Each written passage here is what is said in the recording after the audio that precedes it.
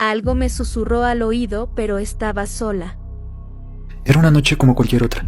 Me acosté arropándome en la penumbra de mi habitación, y justo cuando cerré los ojos lo sentí.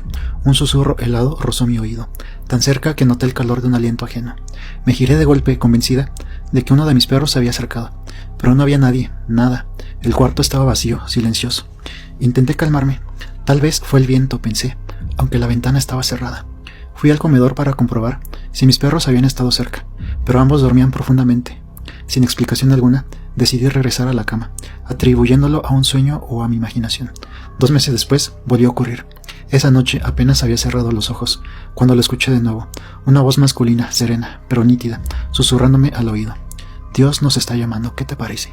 Me incorporé de un salto, el corazón latiéndome en la garganta. Nadie estaba ahí, ni sombras ni puertas abiertas, solo el eco de esas palabras flotando en el aire. Lo más aterrador era que no podía haberlo soñado. Había pasado 1 minuto, si acaso desde que me acosté. Estaba completamente despierta. No dormí en toda la noche. Al amanecer fui al colegio con el cuerpo tenso y la mente en alerta, repasando una y otra vez lo sucedido. Busqué explicaciones, estrés, problemas emocionales, pero en aquel entonces mi vida era tranquila, estable.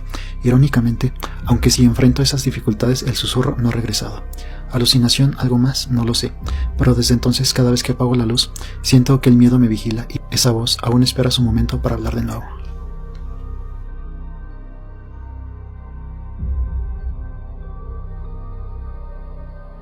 ¿Qué harías si te encuentras con un ser fuera de este mundo?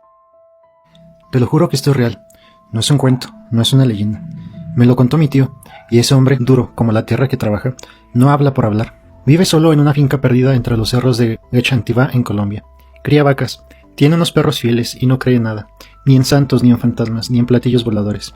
Hasta hace 2 años al menos. Todo empezó con las vacas. Una mañana encontró una de sus reses muertas. No había sangre, ni heridas, ni señales de lucha. Solo seca, como si algo le hubiera succionado cada gota de líquido por dentro. La piel pegada a los huesos, los ojos hundidos como pasas. Pensó que era una enfermedad extraña, en un depredador desconocido. Pero en una semana, 5 vacas más amanecieron igual. Instaló cámaras. La tercera noche, los perros enloquecieron. Ladraban hacia el establo, los pelos erizados, las colas entre las patas. Mi tío agarró el machete, ese que afila todos los atardeceres, y salió al frío de la madrugada. El sonido lo detuvo en seco, un zumbido agudo, como corriente maldita, saliendo del establo, y entonces lo vio. Era bajo, más pequeño que un niño, pero con miembros largos y delgados como alambres. La piel grisácea brillaba bajo la luna. No tenía ropa, la cabeza. Dios, la cabeza era alargada, como un huevo deforme, pero lo peor fueron los ojos, negros, sin blanco, sin párpados, y cuando lo miraron, mi tío sintió palabras dentro de su cráneo, frías como cuchillos. No deberías estar aquí. No lo pensó, descargó el machete con toda su fuerza. El filo partió el bicho por la mitad. No hubo sangre, el cuerpo se desmoronó como gelatina podrida, derritiéndose en el suelo con un siseo repugnante. El olor era insoportable, carne quemada mezclada con metal y azufre. En menos de 1 minuto, solo quedó un charco negruzco que se evaporó al amanecer. Desde esa noche las vacas dejaron de morir, pero otras cosas cambiaron, luces que rondaban el cerro, moviéndose en zigzag como si estudiaran el terreno. Pesadillas que lo despiertan con hemorragias nasales, y siempre, siempre, la sensación de que algo lo observa desde la oscuridad.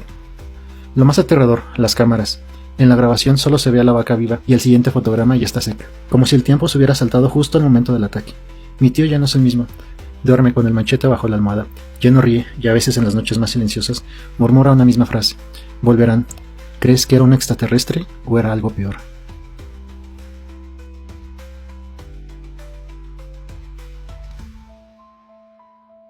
¿Crees en el chupacabras? Esto ocurrió cuando tenía 9 años. Vivíamos en una casa humilde, perdida entre los cerros de la ciudad del maíz, San Luis Potosí. No había vecinos a la vista, solo matorrales sedientos, caminos polvosos y el aullido lejano de los coyotes. Mi padre criaba animales, gallinas, chivos, unos cuantos puercos. Era nuestra vida, hasta que algo empezó a cazarlos.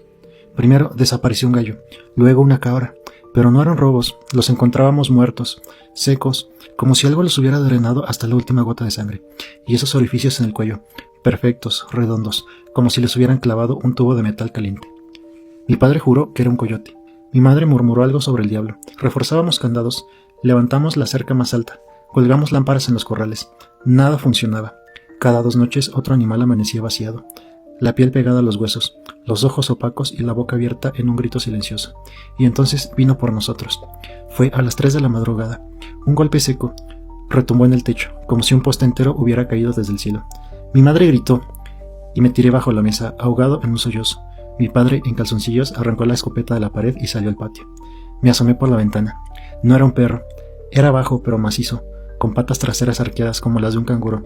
Su piel era grisácea, lisa como cuero viejo, y se pegaba a los músculos como si no tuviera grasa. La cara, Dios, la cara. Hocico chato, orejas puntiagudas, y unos ojos rojos que brillaban en la oscuridad como brasas. Respiró con un silbido húmedo y vi sus colmillos, finos, curvados, perfectos para perforar. Mi padre se quedó inmóvil. La escopeta temblaba en sus manos. El bicho lo miró y entonces chilló. Un sonido que no era animal ni humano. Un cruce entre el grito de un cerdo y el zumbido de un cable de alta tensión. Saltó, voló, sus patas traseras se impulsaron y cruzó el techo con un salto imposible.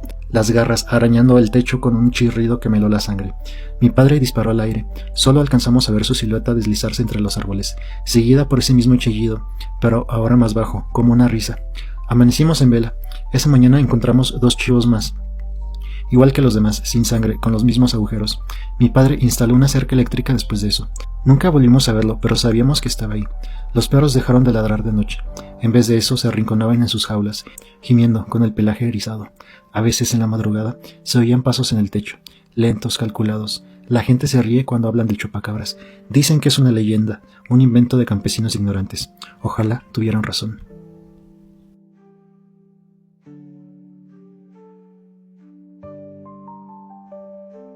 Grabé algo en la casa, pero no es humano.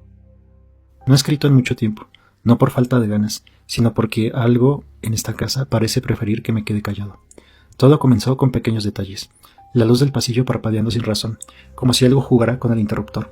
Ruidos arriba, en el techo, justo cuando el reloj marca la medianoche. Esa sensación persistente de ser observado, en cada habitación vacía, lo atribuí al cansancio, al estrés, incluso a un gato callejero. Hasta que una noche las cámaras de seguridad captaron la verdad. Estaba revisando los videos en mi teléfono antes de dormir, cuando lo vi, una figura oscura, apenas perceptible, deslizándose por el jardín. No era humana ni animal, era una sombra con peso, densa, que se movía con una lentitud antinatural. Lo peor, cuando encendí las luces exteriores, no desapareció, solo se detuvo, como si supiera que la estaba mirando. Decidí enfrentarla, con una linterna en una mano y un bate en la otra. Salí al jardín, el corazón golpeándome en las costillas, pero al llegar a la puerta trasera, solo encontré el aire helado de una nevera abierta y un olor a podrido, a tierra de tumba vieja. Desde entonces reforcé todo, sensores de movimiento en cada esquina, cámaras de vigilancia en todos los ángulos, una alarma que salta al más mínimo suspiro, pero la presencia sigue aquí, la siento con el vapor que empaña los espejos por las mañanas, en los objetos que aparecen levemente desplazados, en ese susurro que a veces se cuela bajo la puerta de mi habitación. Ayer, mientras revisaba las grabaciones, descubrí lo más aterrador.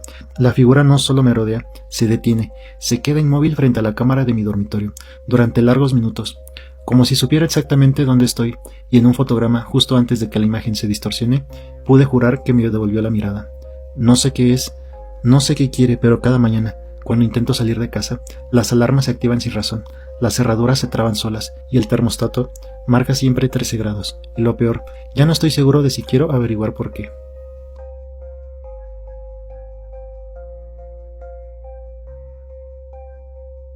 Un viaje que no quisiera repetir. La carretera que nunca termina. Hola a todos. Esto no es exactamente una historia de terror, pero lo que viví hace 2 días me dejó una sensación incómoda. Salimos en moto desde Morelos hacia el centro ceremonial Otomí. La idea fue perfecta. Aire fresco, paisajes verdes, esa adrenalina de la carretera abierta. Pero todo cambió en el regreso. La esposa de mi amigo sufrió un accidente cerca de la presa Iturbe, creo que así se llama, al caer en un bache. Afortunadamente no fue grave, pero él se quedó con ella en el hospital más cercano, y yo tuve que volver solo. Ahí empezó lo extraño. La carretera de regreso se sintió distinta. A pesar de que el trayecto debería haber sido el mismo, el bosque parece eterno. Por más que aceleraba, los árboles seguían ahí, como si me estuviera moviendo en círculos. Las curvas se repetían, las sombras se alargaban y aunque el sol todavía estaba alto, la luz se veía opaca, como filtrada por algo que no quería dejarme pasar. Lo peor eran las tumbas, pequeños montículos de tierra junto a la carretera, algunos con cruces torcidas, otros con flores marchitas. No era un cementerio organizado, sino como si alguien hubiera enterrado cosas o personas apresuradamente. Y el silencio. No había pájaros ni el sonido del viento, solo el motor de mi moto, que de pronto parecía sonar más lejos de lo que debería. Una hora de viaje se convirtió en una pesadilla. No soy supersticioso, pero esa vez sentí un miedo frío, como si algo me estuviera observando desde el bosque, algo que no quería que me fuera. Cuando por fin llegué a casa, investigué un poco. Resulta que esa zona tiene fama de complicada. Dicen que hay brujas, que desaparece gente, que los asaltos son frecuentes. Pero lo que más me llamó la atención fueron los comentarios de otros viajeros. Algunos juran que, en ciertos tramos, la carretera se alarga más de lo normal, como si el bosque no quisiera soltarlos. No sé si fue sugestión, el cansancio o algo peor, pero juraría que en algún momento vi una figura entre los árboles, alta, delgada, observando. No pienso volver, al menos no solo.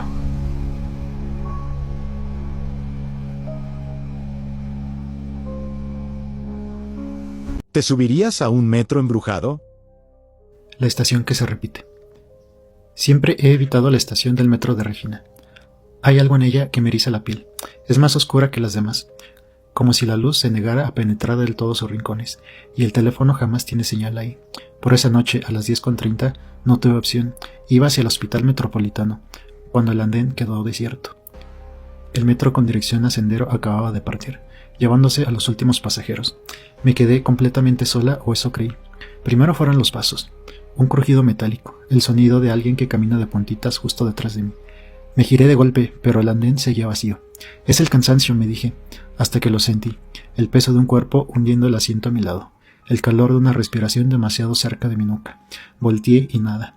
El metro llegó entonces, sus luces amarillas parpadeando como ojos cansados. Subí sin mirar, aliviada por escapar de aquella soledad, pero al entrar el vagón estaba vacío, demasiado vacío. Las paredes reflejaban mi silueta, pero nada más, ni un alma. Fue cuando vi el letrero que el terror se apoderó de mí. Próxima estación, Regina. Pero si acababa de salir de ahí, me levanté decidida a bajarme en cuanto se abrieran las puertas. Sin embargo, algo me detuvo. Una voz interior, fría como el acero, me susurró: «No lo hagas». Las puertas se cerraron solas. El tren avanzó de nuevo. Esta vez el letrero decía Anaya. Me bajé temblando. El reloj de la estación marcaba las 10:30. El mismo minuto en que había llegado a Regina. Abajo escuché risas. Un grupo de trabajadores bajaba por las escaleras. Otro tren llegó, esta vez abarrotado de gente normal, viva.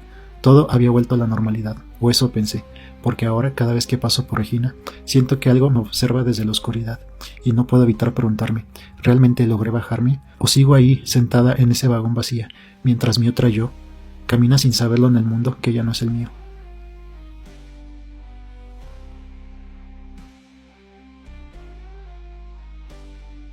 ¿Has escuchado arañazos en la pared?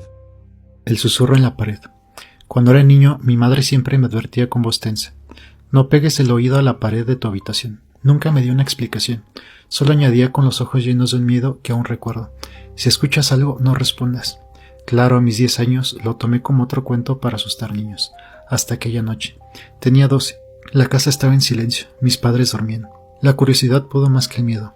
Apoyé la oreja contra la pared fría. Al principio solo los ruidos habituales, el crujir de la madera, el goteo lejano de una tubería. Por entonces lo escuché, un susurro. No era humano, era áspero, como si las palabras se arrastraran por una garganta llena de vidrios rotos. ¿Me escuchas? El terror me paralizó.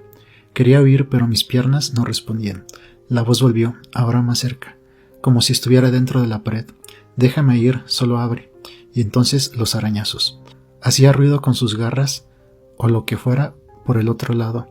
Cada rasguño sonaba más profundo, más urgente, hasta que un golpe seco sacudió la pared, agrietando el yeso. En la fisura una sombra se retorció, una mano, dedos larguísimos, retorcidos en ángulos antinaturales, palpando el borde de la grieta como buscando salir. Grité, mis padres irrumpieron en la habitación, encendieron la luz. La pared estaba intacta, pero cuando mi madre vio mi expresión, palideció. «Lo escuchaste, ¿verdad?», murmuró con lágrimas en los ojos. Esa misma noche selló la habitación. Muebles pesados, cadenas, luego una capa de cemento, como si intentara olvidar que existía. Años después heredé la casa, y contra toda lógica volví. El cuarto seguía igual, cerrado, tapado, pero en mi primera noche, al pasar por el corredor, lo oí de nuevo, arañazos, y entonces la voz, ahora clara, como si ya no hubiera nada entre nosotros: «¿Me escuchas? Ya no hay puerta».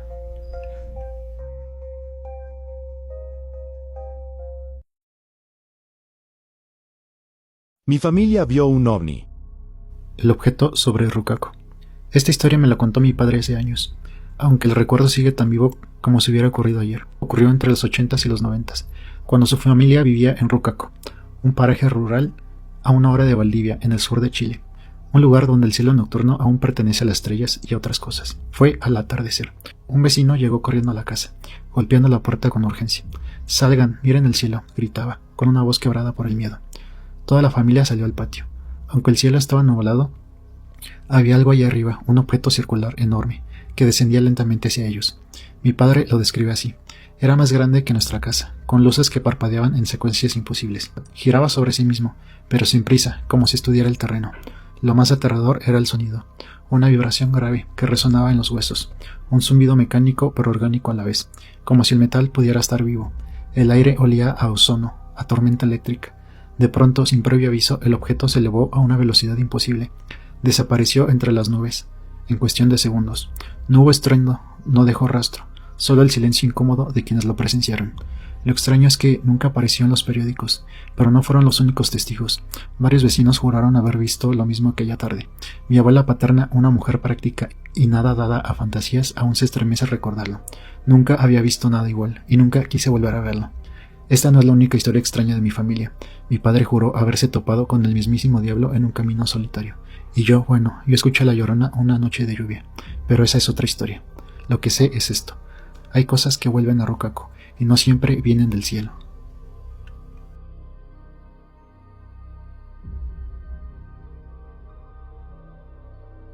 Se subió algo terrible cuando iba en la carretera. Esa madrugada del 2021 comenzó como cualquier otro viaje. Llevaba carga refrigerada de Tampico a Veracruz, por la carretera 180. La radio apagada, solo el zumbido del motor y el crujir ocasional de la suspensión rompiendo el silencio. El reloj marcaba las 3:47 am, cuando pasé al kilómetro 185, un tramo maldito entre cerros, donde la niebla se enreda como algodón podrido. Fue entonces cuando apareció ella, una figura pálida al borde del camino, vestida con un traje blanco, empapado, que le pegaba al cuerpo. Su cabello negro, enmarañado como algas, le cubría medio rostro. No hacía señas, no pedía ayuda, solo esperaba, con una inquietud antinatural, como si llevaba horas o décadas plantada en ese mismo lugar. Por instinto reduje la velocidad. Cuando pasé a su lado giró la cabeza hacia mí. Nunca olvidaré esa mirada, ojos vidriosos que reflejaban la luz de mis faros, como los de un animal nocturno. No parecía una mujer perdida, parecía algo que había salido del camino mismo. Debí haber acelerado, pero algo en mi cerebro se desconectó. Mis manos giraron el volante. El aire acondicionado que llevaba apagado horas empezó a escupir un vaho helado. «Va para Tuxpan», susurró al subir. Su voz sonó a agua estancada corriendo por tuberías oxidadas. El olor me golpeó primero, tierra de cementerio y azucenas podridas.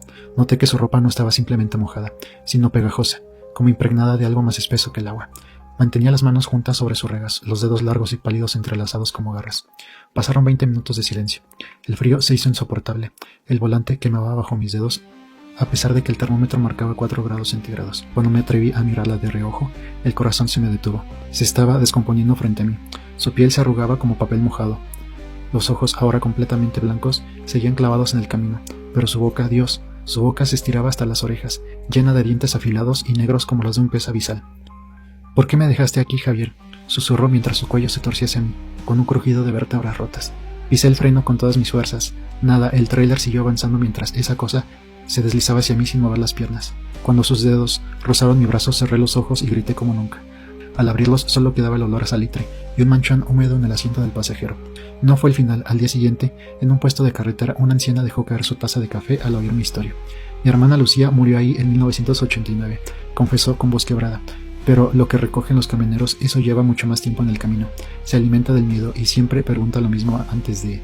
No terminó la frase. Solo me entregó una estampa de la Santa Muerte y susurró: «La próxima vez que pases por el 185, no mire los espejos, porque si la ves reflejada ya estás en su ruta».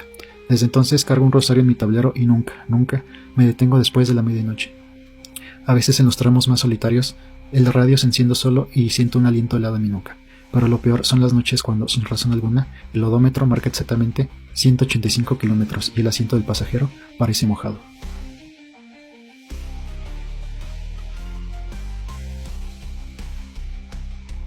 El fantasma de mi perro me sigue acompañando. Zeus, mi pastor alemán, mi compañero fiel, el vigilante silencioso de mis noches en vela, era más que una mascota. Era mi escudo contra las sombras que acechan en la oscuridad. Ahora que se ha ido, He descubierto que algunos lazos son demasiado fuertes para romperse, incluso por la muerte. Durante años, Zeus dormía frente a mi habitación.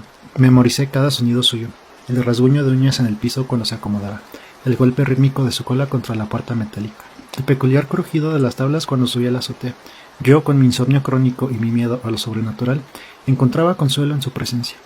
Sabía que ningún ente o intruso se atrevería a acercarse con él de guardián. Murió en marzo. Pensé que lo había perdido todo, mi protector, mi compañía en las largas noches, mi alarma viviente contra lo desconocido. Pero Zeus me ha demostrado que el amor no entiende de finales, porque aún lo escucho. Las noches son iguales que antes, el mismo rasguño de uñas en el techo, idéntico al sonido que hacía cuando patrullaba la azotea, el característico sonido de su cola golpeando la puerta de mis padres. A veces, al bajar las escaleras, capto un movimiento en mi visión periférica, una figura grande y oscura que desaparece al girar la cabeza. Otras noches, siento que algo me observa desde el umbral de mi habitación, justo donde él solía echarse. ¿Es su espíritu un eco de mi añoranza? No lo sé, pero cuando esos sonidos rompen el silencio nocturno, algo en mí se tranquiliza. Quizás los mejores amigos no nos abandonan del todo. Quizás algunos lazos trascienden lo físico. O tal vez Zeus sigue cumpliendo su deber, protegiéndome de algo que solo él puede ver en la oscuridad. ¿Crees que las mascotas regresan? ¿O será que nunca se van del todo?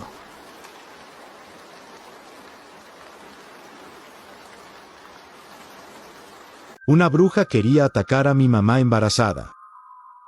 Mi madre siempre contaba esa historia con un temblor en las manos, incluso años después. Ocurrió durante su embarazo conmigo, en una noche que comenzó como cualquier otra. Era medianoche cuando algo la despertó bruscamente. No fue un ruido ni un movimiento, sino una presión extraña en el pecho, como si el aire se hubiera espesado alrededor suyo. Al abrir los ojos vio lo imposible, una esfera de fuego suspendida a medio metro del techo.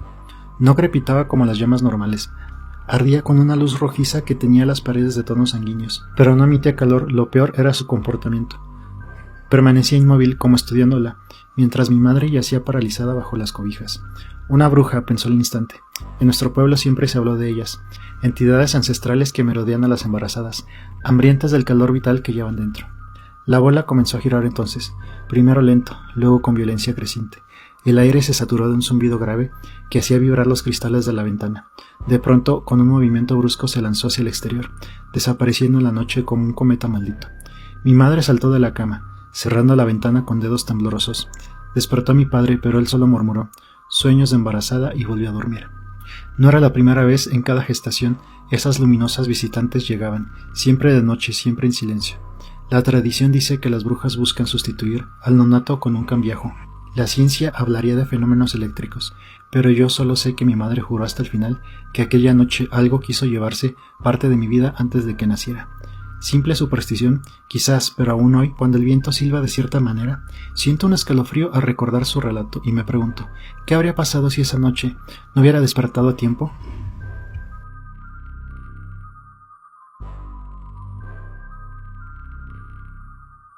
¿Será que en el monte viven seres que nadie conoce? Me llamo Andrés Ríos. Tengo 34 años y toda mi vida he vivido a las afueras del Carmen, Nuevo León, donde el pueblo se funde con el monte. Mi hermano Joaquín y yo compartimos un terreno familiar con gallinas, guajolotes y 2 perros guardianes. Nada nos preparó para lo que ocurrió aquella noche de octubre. Era la 1:17 am, cuando los ladridos de Tyson me despertaron. No era su alarma habitual contra mapaches. Era un gemido lastimero, entrecortado por gruñidos de pánico. Al asomarme vi a Canelo temblando bajo el auto, el pelaje erizado, el aire olía a carne podrida y sangre fresca. Joaquín llegó corriendo, su lámpara bailando en la oscuridad. Algo está en el gallinero, jadeó. Se las está comiendo vivas. Avanzamos hacia el corral, el olor aumentando con cada paso. La reja de malla crujió. La luz de mi lámpara reveló la silueta. Era alto, demasiado alto para estar agachado. Su piel negra y brillante se estiraba sobre costillas marcadas. Brazos larguísimos terminaban con garras que desgarraban una gallina. Dios, esa boca, sin labios, repleta de colmillos irregulares. Al sentir la luz, alzó lo que debería ser su rostro. Plano, sin ojos, sin nariz, solo un hoyo dentado que se abría y cerraba con un chasquido húmedo. Joaquín lanzó su piedra. La criatura se enderezó con un movimiento antinatural, sus piernas torcidas, crujiendo como ramas secas. Saltó la reja sin tocarla, flotando un instante antes de lanzarse al monte. No hubo ruidos de pasos, no hubo ramas quebrándose, solo silencio. Dentro del gallinero el horror continuaba. Había 3 gallinas cuyos cuerpos estaban abiertos con precisión quirúrgica, la reja doblada hacia adentro como si algo hubiera entrado desde nuestro lado. Al amanecer encontramos las huellas, marcas alargadas con 6 dedos desproporcionados. Se dirigían al monte y luego regresaban, como si nos hubieran estado vigilando antes del ataque. Han pasado meses, los perros aún ladran por las noches, pero yo no salgo a revisar. A veces cuando el viento viene del monte, vuelve ese olor a podrido y cobre. Joaquín y yo sabemos la verdad. Algo probó nuestras gallinas esa noche. Ese mismo algo recuerda dónde vivimos y lo peor, ese mismo algo podría estar esperando a que bajemos la guardia. ¿Creen que las bestias del monte solo cazan animales? Yo ya no estoy tan seguro.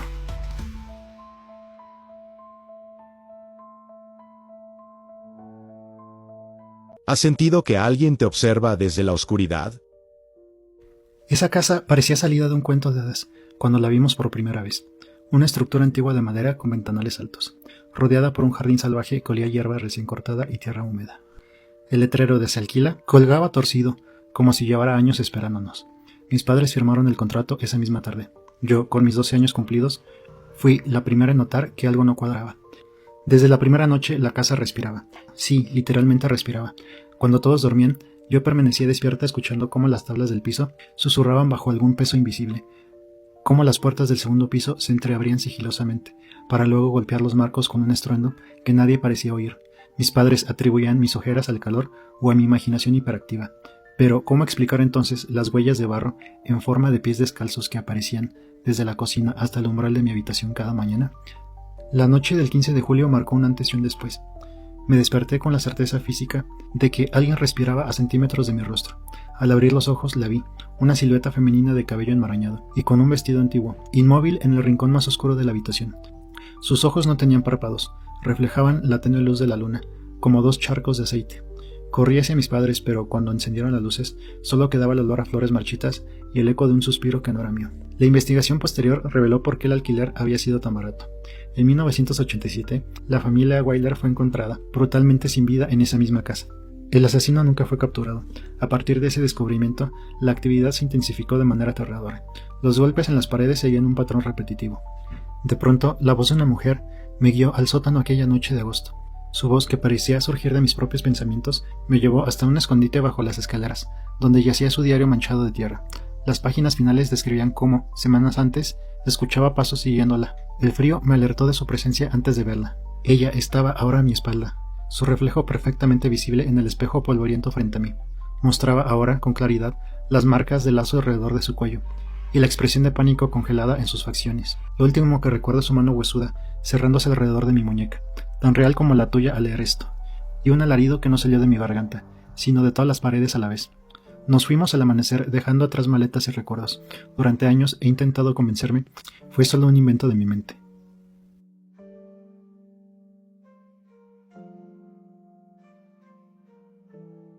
Me hicieron brujería y casi se deshacen de mí. Todo comenzó a principios de 2023, cuando el mundo se me vino encima. Había dejado la universidad el año anterior por problemas de salud y personales, y ahora, en mi búsqueda desesperada de trabajo, solo encontraba puertas cerradas. Pero lo peor no era el fracaso laboral, sino esa voz que empezó a susurrarme al oído cuando estaba más vulnerable. Deberías dejar este mundo. Repetía una y otra vez en mi cabeza, como un disco rayado que no podía detener. Al principio solo la escuchaba durante el día, pero pronto comenzó a visitarme también en las noches, robándome el sueño hasta dejarme con ojeras moradas y un cuerpo que apenas respondía. La melatonina me ayudaba a dormir, pero no podía silenciar esas imágenes horribles que invadían mi mente. Autos a toda velocidad, puentes altísimos y mi familia sufriendo por mi decisión. Fue mi tío quien, viendo mi deterioro, sugirió visitar a un machi en el campo. Ella era familiar suyo y tenía fama de resolver casos como el mío. Recuerdo el día que fuimos a verla, el aire espeso, el olor a hierbas medicinales que quemaba en un rincón. Solo necesitó un frasco con mi orina para diagnosticarme lo que nadie más había visto. «Te están haciendo brujería», dijo con seguridad mientras movía las manos sobre el líquido amarillento. Sus palabras me helaron la sangre cuando describió con precisión todo lo que había estado sufriendo. Y luego me soltó la bomba. Era obra de un familiar, una mujer rubia que sentía envidia hacia mí. No supe quién podría ser, pero la descripción coincidía con alguna prima lejana que apenas conocía. La machi me preparó remedios con hierbas que sabían a tierra y ceniza. Me hizo una limpia con humo que me hizo toser hasta las lágrimas, y recitó oraciones en otro idioma que sonaban a secretos antiguos. Poco a poco, como si alguien estuviera desatando nudos invisibles alrededor de mi alma, la voz en mi cabeza comenzó a debilitarse hasta desaparecer. Ahora, 3 años después, aún voy a terapia y tomo sertralina, pero lo que más me ayudó fue descubrir que aquel infierno no había sido solo producto de mi mente. A veces, cuando paseo a mi perro por las tardes y el viento sopla desde el campo, aún siento un escalofrío al recordar que hubo alguien de mi propia sangre, que deseó verme sin vida. Y lo más aterrador no es la brujería en sí, sino saber que el mal a veces lleva el rostro de quienes menos te lo esperas.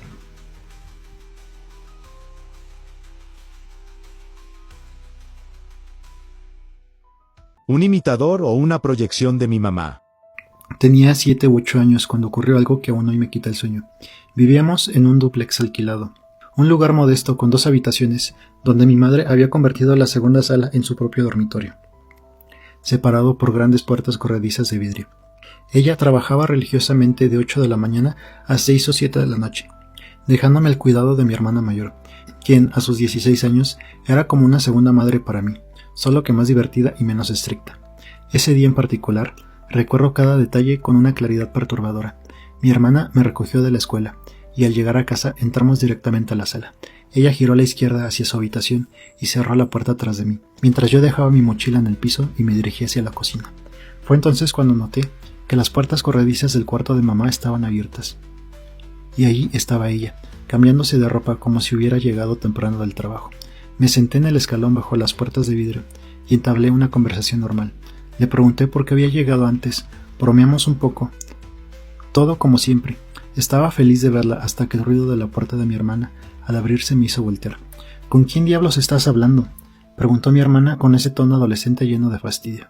Obvio, con mamá. Llegó temprano, respondí, como si fuera lo más natural del mundo, y giré de nuevo hacia el cuarto, pero no había nadie. Las puertas corredizas seguían abiertas. La luz del atardecer entraba por la ventana, e incluso podía ver las prendas de ropa que mi madre había dejado sobre la cama. Pero ella ya no estaba. Mi hermana insistió en que estaba loca, que mamá seguía en el trabajo, y no regresaría hasta dentro de horas.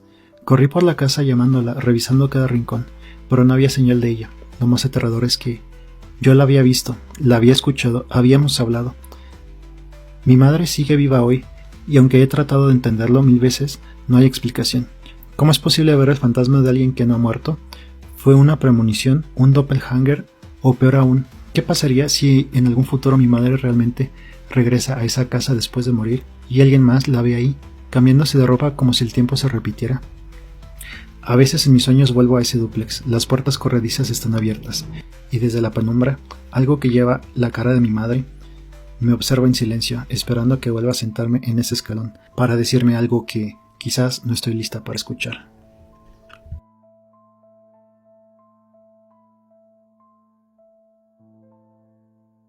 ¿Has presenciado realidades diferentes al mismo tiempo? Esto ocurrió hace poco y todavía no logro asimilarlo. No fue un sueño, ni una broma, ni un juego de luces. Varias personas lo presenciamos, tanto dentro como fuera de esa maldita puerta. Y hasta hoy ninguno tiene una explicación lógica. Todo comenzó cuando un grupo de amigos bajó al sótano de una casa vieja. De esos lugares que ya de por sí transmiten malestar incluso antes de que ocurra algo extraño. La puerta estaba abierta y las luces encendidas cuando entraron, pero una vez dentro quedaron atrapados. Por más que lo intentaron, no pudieron abrirla desde su lado. Mi amigo y yo estábamos arriba, escuchamos sus gritos pidiendo ayuda y asumimos que la puerta se había atascado, así que fuimos a ayudarlos.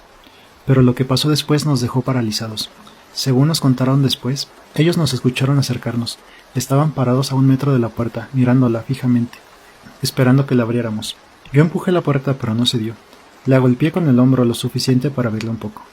El impacto resonó en toda la habitación y mi amigo, que estaba a mi lado, lo escuchó tan claro como yo. Pero lo que vimos al abrirla nos heló la sangre. Negrura absoluta.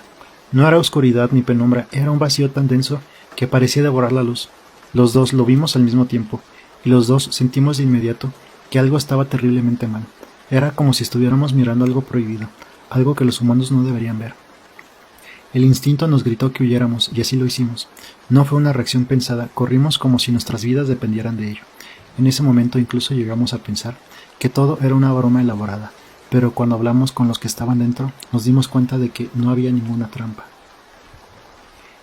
Y aquí es donde todo se vuelve más inquietante. Ellos juraron que las luces habían permanecido encendidas todo el tiempo, Estaban mirando directamente a la puerta cuando intentamos abrirla, pero según ellos nunca se movió.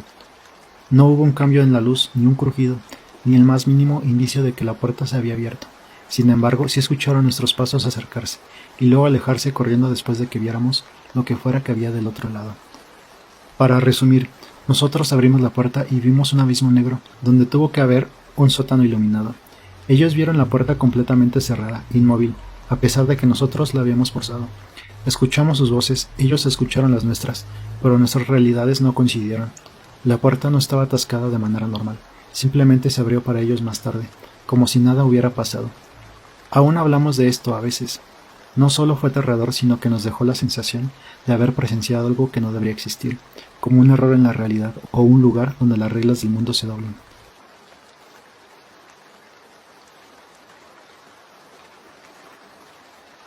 ¿Qué harías si vieras a tu perro caminando como humano? Esto me pasó cuando tenía 19 años. Ahora tengo 24.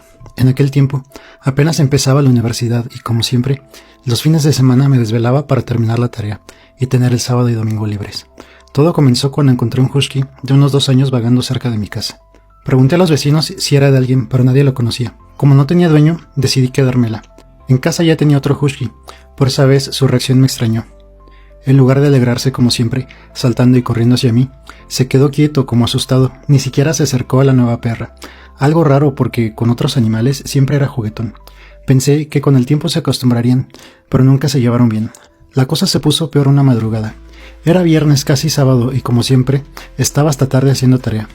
Eran como las 2:40 de la mañana cuando bajé a la cocina por algo de comer. Mi cuarto estaba en el segundo piso, así que todo estaba en silencio, solo el ruido de mis pasos en las escaleras.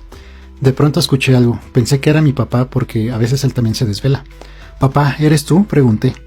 «Nada, papá», insistí. El ruido seguía, como algo arrastrándose. Se me heló la sangre, encendí la luz de un golpe. Y ahí estaba la husky. Pero no caminaba como un perro. Iba erguida en 2 patas, como una persona. En el segundo que me vio, se agachó rápidamente y salió corriendo hacia el patio, por la puerta pequeña de las mascotas. Yo no lo pensé 2 veces, corrí de vuelta a mi cuarto. Me encerré y me tiré en la cama, temblando. No pude terminar la tarea, no podía creer lo que había visto. Al día siguiente le conté a mi familia. Al principio no me creyeron. «Son imaginaciones tuyas por andar desvelada», dijeron. Pero luego cosas más raras empezaron a pasarle a ellos. Ahí sí me creyeron. Esta no fue la única vez que esa perra me dio escalofríos. Antes de que desapareciera pasaron más cosas. Pero esas historias quedan para después.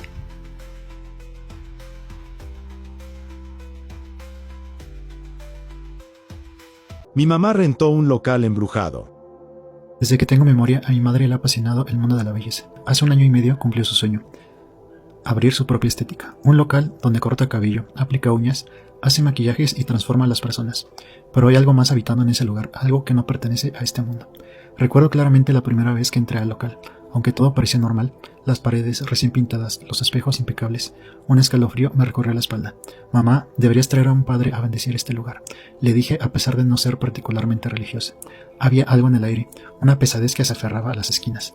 Los primeros meses transcurrieron con normalidad, hasta que las cosas empezaron a moverse solas. Una tarde, una taza que mi madre había dejado cuidadosamente sobre el mostrador voló por los aires como si manos invisibles lo hubieran arrojado contra la pared. Poco después, en la pequeña bodega, todas las cajas almacenadas en lo alto de un mueble cayeron, como empujadas por una ráfaga de viento inexistente. Mi madre, que siempre ha tenido una conexión peculiar con lo sobrenatural, comenzó a intuir la verdad. Empezó a colocar velas en las noches, rezando por quienes pudieran estar atrapados ahí. Investigó discretamente con los dueños anteriores, pero estos se mostraron evasivos. Aquí nunca pasó nada, insistían, aunque sus miradas esquivas delataban otra cosa. El misterio se profundizó cuando varias clientas mencionaron ver a una joven a su lado. «Esa muchacha que siempre te acompaña», decían. Mi madre, confundida, preguntaba de quién hablaban, pero ninguna sabía darle más detalles. Fue una vecina quien finalmente rompió el silencio. Aquí vivía una chica, Dulce se llamaba. Tenía apenas 17 años cuando decidió dejar este mundo, en este local. Susurró como si temiera ser escuchada por algo más. Pero eso no era todo. Tiempo atrás, un joven también había sido desvivido entre esas paredes. Mi madre sintió un nudo en el estómago. Ahora lo entendía. Aunque al principio la aterraban las travesuras de sus inquilinos invisibles, objetos que desaparecían, luces que se encendían solas, susurros en los rincones. Con el tiempo aprendió a coexistir con ellos. Incluso les hablaba. Les pide permiso para trabajar, aunque a veces Dulce y el joven aún disfrutan asustándola, como la vez que el maniquí de peluquería giró su cabeza para mirarla fijamente.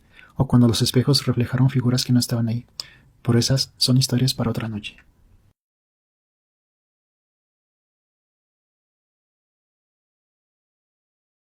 ¿Te has encontrado con alguien en 2 lugares al mismo tiempo?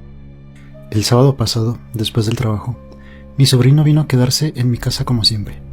Pedimos pizza, vimos un par de películas y como a las 11 el niño ya estaba dormido en el sofá.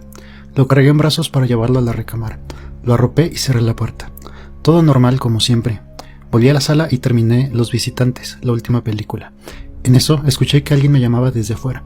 Era una voz conocida, como la de mi sobrino, quejándose del frío. Me asomé por la ventana y ahí estaba, un niño parado en el portal, idéntico a él, hasta con la misma ropa. La noche estaba helada y caía una llovizna fina, pero algo no cuadraba, el corazón se me aceleró. Corrí al cuarto y ahí estaba mi sobrino, dormido como un angelito sin haberse movido. Volví a la sala, miré otra vez al portal y el niño seguía ahí, clavándome la mirada. No dijo nada, solo me observaba con esos ojos que no parpadeaban. Encendí las luces del frente de golpe y como si fuera humo espeso, la figura se desvaneció en el aire. No supe qué pensar, no era un sueño ni un error, algo sobrenatural había pasado. Me quedé helado sin poder reaccionar. Al final entré al cuarto y me acosté junto a mi sobrino, abrazándolo fuerte, como si con eso pudiera alejar lo que acababa de ver.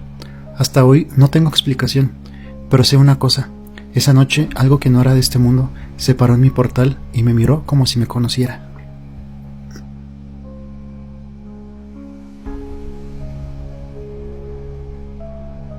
No sé si salvé a un viejito de la muerte. Te cuento. En el Hospital San Rafael, todos los rincones guardan historias, pero la sala 3, esa es diferente. No importa cuántas veces la limpien, el aire siempre está pesado, como si las paredes resumaran algo más que humedad. Los pacientes que pasan la noche ahí se quejan de lo mismo, un frío que se les clava en los huesos, la sensación de que algo los observa desde el rincón más oscuro. Yo solía reírme de esas tonterías hasta esa madrugada. Hasta don Ramón. Era un viejito de piel transparente y voz quebrada, uno de esos pacientes callados que solo piden un vaso de agua y una oración antes de dormir. Por esa noche no podía cerrar los ojos. No es el dolor, me dijo, agarrando mi brazo con fuerzas que no creí que tuviera. Es eso. Viene todas las noches, se queda parado ahí en la esquina. Le dije que eran imaginaciones, que descansara, pero a las 3:15 el cuarto se heló de golpe, como si alguien hubiera abierto la puerta de un refrigerador, y entonces apareció. No era una persona, era una mancha negra alta, que no caminaba sino que flotaba hacia la cama de don Ramón. No tenía cara, pero sentí que nos miraba a los dos. Don Ramón dejó escapar un gemido, trató de hablar, pero solo le salió un quejido ahogado. Entonces lo entendí, esa cosa no estaba ahí por error, venía por él. No sé de dónde saqué valor, me planté entre la sombra y el viejo, rezando en voz baja, con las manos temblando. La cosa se detuvo, no tenía ojos pero juraría que me estudió, como si no esperara resistencia. Por un segundo creí que me iba a atravesar, por entonces retrocedió, se deshizo en el aire, lenta, como humo que se lleva el viento. Don Ramón respiró aliviado y cerró los ojos, como si alguien le hubiera quitado una carga de encima. Yo no dije nada, solo salí de ahí, con las piernas temblando, sabiendo que algo había cambiado. Desde entonces, la sala 3 nunca volvió a sentirse vacía. A veces, en las madrugadas más calladas, me detengo frente a esa puerta y siento que alguien me observa desde el rincón. La sombra ya no viene por don Ramón, pero a veces, cuando estoy solo en el pasillo, juraría que sí, viene por mí, y lo peor es que sigo trabajando en el turno de noche.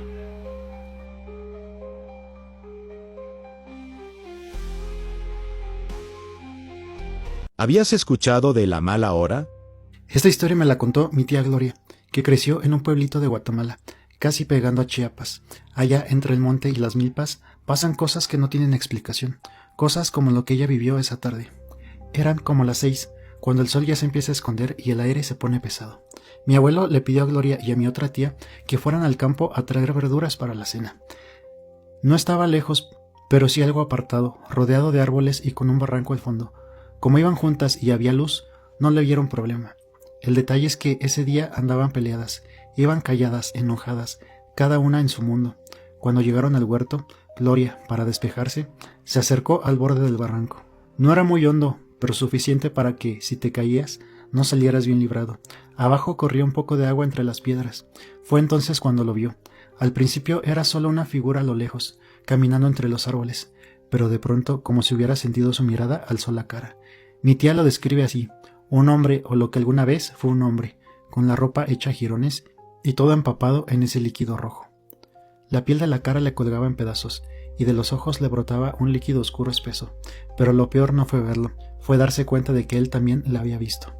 El tipo, si es que se le puede llamar así, empezó a correr hacia el barranco, trepando como animal, arañando la tierra para subir. Gloria sintió el corazón estallarle en el pecho. Gritó, agarró a su hermana del brazo y salieron corriendo como locas, sin volver atrás. Llegaron a la casa llorando, sin aliento, temblando como hoja en ventarrón. Mi abuelo, que era de esos hombres serios que saben de cosas antiguas, se puso pálido cuando se lo contaron. Les dijo que lo que habían visto era la mala hora, un espíritu que anda penando y que se aparece cuando hay discordia, cuando la gente anda con el ánimo cargado. Tal vez por eso las eligió a ellas, por el coraje que llevaban ese día. Desde entonces nunca más volvieron a ese campo. Mi abuelo les prohibió acercarse, y ellas ni locas lo desobedecieron. Y aunque no lo digan, sé que todavía sueñan con eso, con el líquido rojo, con los ojos que las miraron desde abajo, y con la certeza de que, si ese día hubieran tardado un segundo más, esa cosa las habría alcanzado.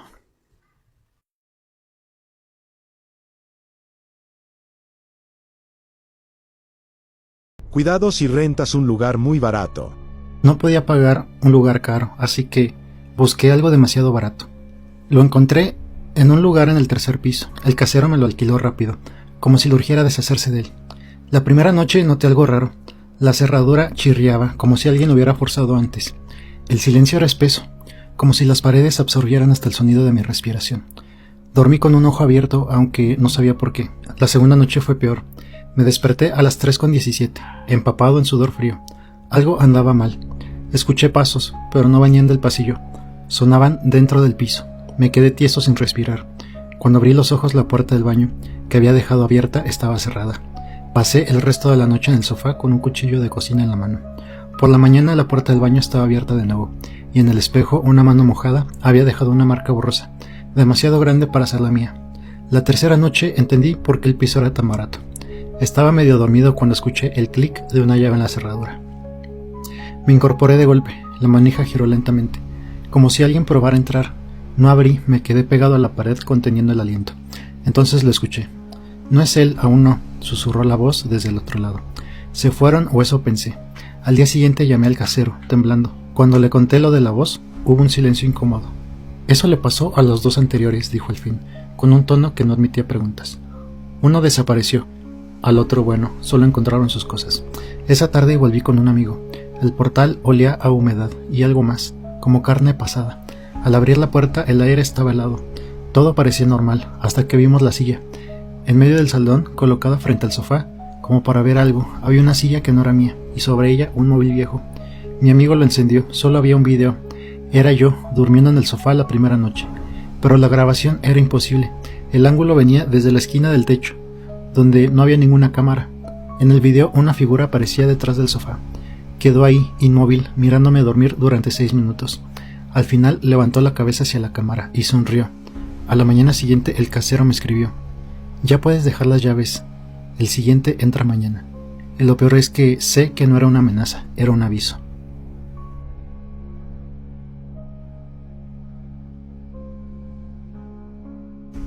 Mi bisabuela se encabronó porque repartieron sus joyas. Los días después del funeral de mi bisabuela fueron raros. Mi abuela y sus hermanas estaban en el patio de la casa, repartiendo las joyas y recuerdos, cuando de pronto escucharon un estruendo en la cocina. Fue como si alguien hubiera agarrado todos los platos, vasos y cazuelas para tirarlos al suelo con rabia. El ruido fue tan fuerte que todas se quedaron heladas. Lo extraño es que no había nadie más en la casa. Para llegar a la cocina había que pasar por el cuarto donde mi bisabuela pasó sus últimos años. Luego cruzar una pequeña salita. Cuando entraron, todo estaba regado, los trastes rotos, los cubiertos esparcidos, como si una mano invisible los hubiera arrojado con furia. Mi bisabuela, antes de morir, estaba muy enferma. Ya no podía caminar y mi abuela la cuidaba día y noche. Pero cuenta que en esas últimas semanas algo raro pasaba en la casa. Por las noches se veía una sombra moviéndose de un cuarto a otro, como si alguien caminara lentamente por los pasillos. Nunca se veía una figura completa, solo una mancha oscura que cruzaba frente a las puertas. Y no solo quedó ahí. Mi mamá trabajaba como cajera en una ferretería, y justo a un lado de su área está la oficina del subgerente. Ahí las cosas se caen solas. No es un se resbaló y cayó, no, es como si algo las empujara con fuerza. Tengo videos de las cámaras de seguridad donde se ve claramente, no hay nadie, el celular de la tienda está sobre el escritorio y de repente sale volando como si la hubieran aventado. No sé si sea mi bisabuela, todavía enojada porque repartieron sus cosas tan rápido, o si es algo más que se quedó rondando en los lugares donde ella vivió.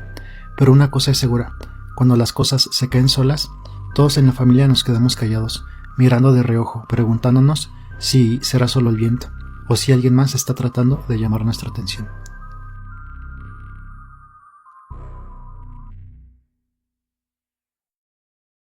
Mi amigo casi muere del susto cuando hicimos hamburguesas. Mi hermana me pidió que cuidara su casa mientras ella y su familia estaban de viaje. Como íbamos a hacer una reunión con amigos, le pedí permiso para usar la sala y el patio. La idea era simple, jugar videojuegos, preparar hamburguesas al carbón y pasar el rato. Por esa noche terminó siendo cualquier cosa menos normal. El primero en llegar fue Rodrigo. Le dije que el asador estaba en el patio y que podía empezar a prender el carbón mientras yo terminaba de preparar las hamburguesas. No había pasado ni 10 minutos cuando entró a la cocina pálido, con los ojos como platos. ¿Estás seguro de que no hay nadie más en la casa?, me preguntó bajando la voz. No, güey, solo estamos nosotros. Los demás vienen en camino, le contesté riéndome, pero su cara no cambiaba. Acabo de ver una niña asomarse desde uno de los cuartos de arriba. Se me puso la piel chinita. Subí las escaleras de 2 en 2. Cuando llegué al segundo piso no había nadie. Solo la cortina del cuarto de mi sobrina estaba corrida a un lado, como si alguien lo hubiera apartado para mirar hacia el patio. Bajé sin decir nada, pero Rodrigo ya no quiso volver afuera. La reunión siguió como planeamos, aunque con un ambiente más tenso, hasta que a las 3 de la mañana un golpe seco me despertó. Fue como si alguien hubiera dado un puñetazo a la puerta del cuarto donde dormía.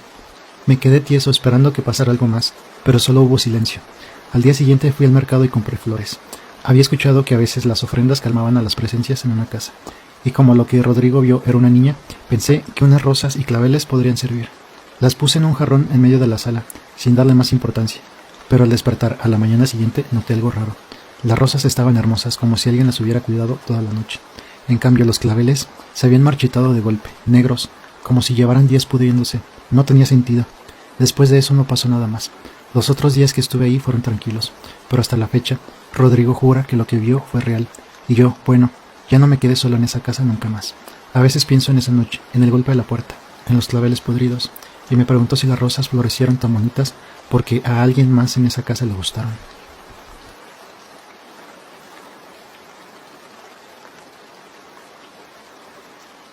Los duendes molestaban a mi abuela.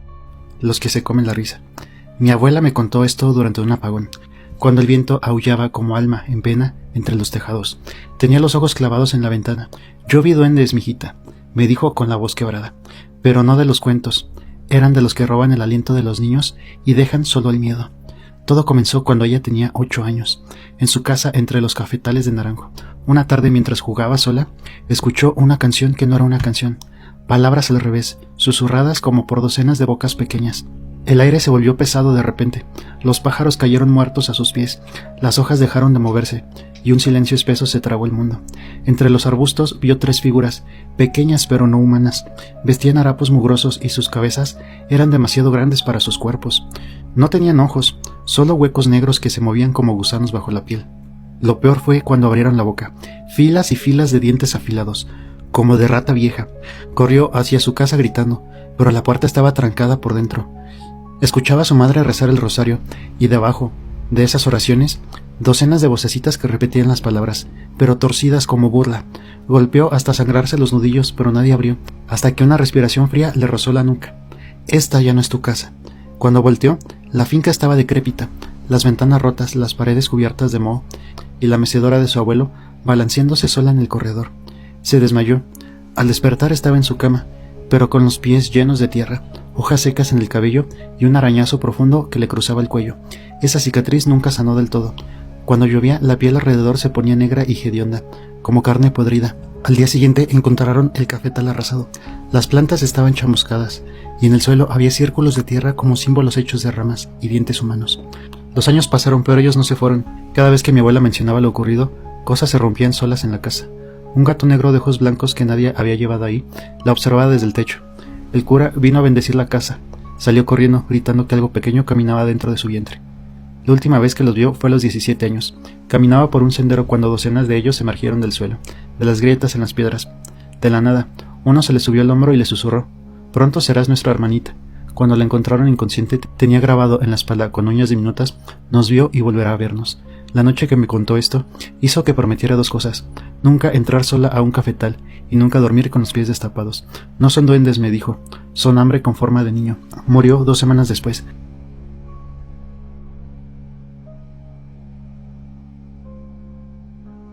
¿Has escuchado de entidades que se hacen pasar por tu familia? Era mi cumpleaños número 10. Vivíamos en ese entonces en un conjunto de 3 casitas donde siempre pasaban cosas raras. Ese día estaba nublado y recuerdo claramente a mi papá sentado en la sala con sus hermanos, vistiendo un buzo azul marino y una playera gris de manga corta. Las ventanas de esa casa tenían algo extraño. No reflejaban bien lo de adentro, pero desde dentro sí podías ver todo el patio y el caminito que conectaba las 3 casas. Justo ese caminito era lo raro, porque la casa del medio tapaba la vista, y solo podías ver a alguien cuando ya estaba pasando frente a nuestra puerta. Y entonces lo vi, mi papá caminando por ese sendero, con el mismo buzo azul y la misma playera gris. Iba directo a la puerta principal, pero nunca tocó. Me quedé helada porque mi verdadero papá estaba ahí adentro, sentado junto a mi mamá, riéndose con mis tíos. Aquel hombre afuera era idéntico, hasta en la forma de caminar. No dije nada en ese momento, pero desde entonces supe que en esa casa las cosas no eran normales. Ya antes había visto otras cosas. Una vez, por ese mismo caminito, vi a una niña con vestido blanco y rulos largos pasar frente a la ventana de la cocina y meterse en la bodega que estaba al lado de la casa. La seguí con la mirada esperando que saliera, pero nunca lo hizo, simplemente desapareció.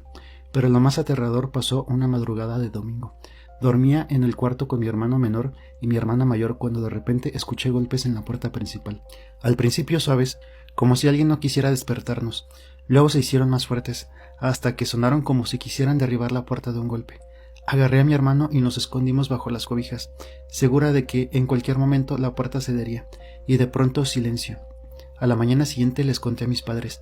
Pensamos que tal vez habían sido los vecinos de la casa del medio, un matrimonio con el que nos llevamos bien, pero ellos juraron que no se habían salido esa noche. Nunca supimos quién o qué estuvo golpeando con tanta fuerza.